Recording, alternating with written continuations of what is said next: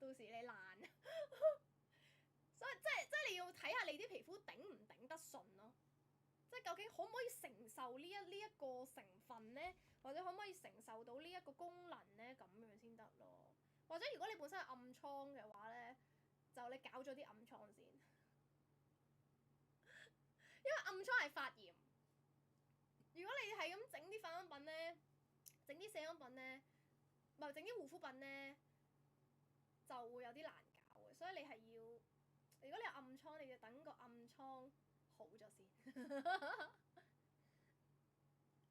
好似好嚴敏咁喎，你要慢慢試啊，因為佢有功能啊，佢就係有功能性，所以你要慢慢試咯。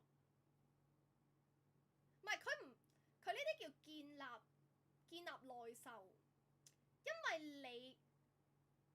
你冇用啊嘛，即係尤其是你哋啊，你哋冇用開，嗱你個皮膚一直都冇呢啲營養嘅，突然間